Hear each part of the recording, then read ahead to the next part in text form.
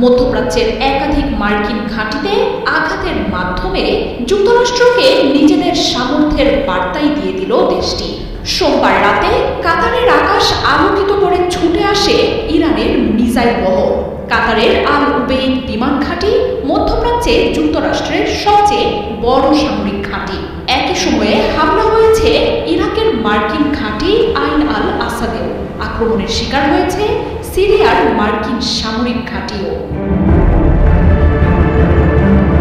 গণমাধ্যমগুলো বলছে, রাতে মধ্যপ্রাচ্যের একাধিক মার্কিন সামরিক ঘাঁটি লক্ষ্য করে 2 ডজনের বেশি মিসাইল ছোড়ে ইরান, যার মধ্যে বেশিরভাগই ছিল কাতারে থাকা মার্কিন বিমান ঘাঁটি আল উবেইদকে লক্ষ্য করে।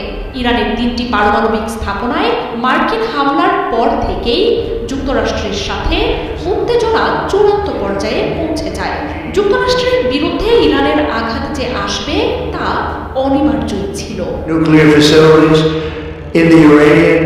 ইরানের হামলার লক্ষ্যবস্তু যে মধ্যপ্রাচ্যে থাকা মার্কিন ঘাঁটিগুলোই হবে সেটা অনেক আগেই ঘোষণা দিয়ে এসেছে দেশটি।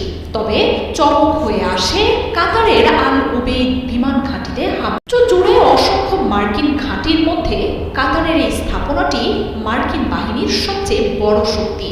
গোটা মধ্যপ্রাচ্যে যুক্তরাষ্ট্র যত বিমান অভিযান চালায় তার সবগুলোই পরিচালনা করা হয় সেন্টকমের এই ঘাঁটি থেকে। শুধু যুক্তরাষ্ট্রই নয়, যুক্তরাজ্যেরও অসংখ্য সেনা রয়েছে ঘাঁটিটিতে। মধ্যপ্রাচ্যের সবচেয়ে শক্তিশালী এই সামরিক ঘাঁটিতে ইরানের হামলায় যেন তাণ্ডব শুরু হয় পশ্চিমা দেশগুলোতে। রাতের আকাশ আলোকিত করে ছুটে আসা মিসাইল ঠেকাতে পুরো মধ্যপ্রাচ্যের আকাশ প্রতিরক্ষা সক্রিয় করে যুক্তরাষ্ট্র।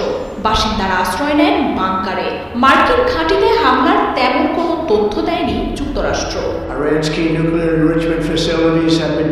শুধু কাতারই নয়, একই সময়ে ইরান হামলা চালায় ইরাকের আইন আল আসাদ সামরিক ঘাঁটিতেও। একাধিক ব্যালিস্টিক মিসাইল আছড়ে পড়ার কথা নিশ্চিত করেছে গণমাধ্যমগুলো।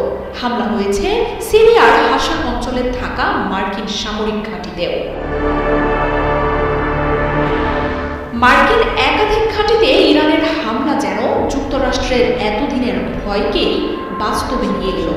মধ্যপ্রাচ্যের দেশগুলোকে নিরাপত্তা দেওয়ার নামে সৌদি আরব, কাতার, বাহরাইন, জর্ডান সহ পুরো অঞ্চলটিতেই অসংখ্য ঘাঁটি তৈরি করেছে যুক্তরাষ্ট্র।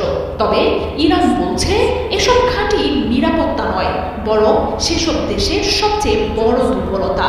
ইরানের একেবারেই হাতের নাগালে থাকা এসব ঘাঁটিকে ঘিরে মিসাইলের বলয় তৈরি করে রেখেছে দেশটি। তেহরানের মিসাইল হামলার জবাবে যদি যুক্তরাষ্ট্র আর কোনো ধরনের আগ্রাসন চালায় তাহলে এসব ঘাঁটিকে মাটির সাথে মিশিয়ে দেওয়ার হুঁশিয়ারি দিয়েছে আয়াতুল্লাহ খামেনির বাহিনী। বিশ্লেষকরা বলছেন, চাইলেই ইরাক বা সিরিয়ার মার্কিন স্থাপনাগুলোকে ধূলিসাৎ করে দিতে পারত ইরান। দেশটির মিসাইলের বিরুদ্ধে মার্কিন আকাশ প্রতিরক্ষা যে অকার্যকর তা ইসরায়েলে হামলাতেই প্রমাণ হয়ে গেছে। ট্রাম্প যতই ইরানের হামলার ক্ষয়ক্ষতির তথ্য চেপে রাখুক না কেন, মধ্যপ্রাচ্যের একাধিক ঘাঁটিতে একযোগে হামলা অঞ্চলটিতে যুক্তরাষ্ট্রের আধিপত্যকে ধসিয়ে দিতে পারে।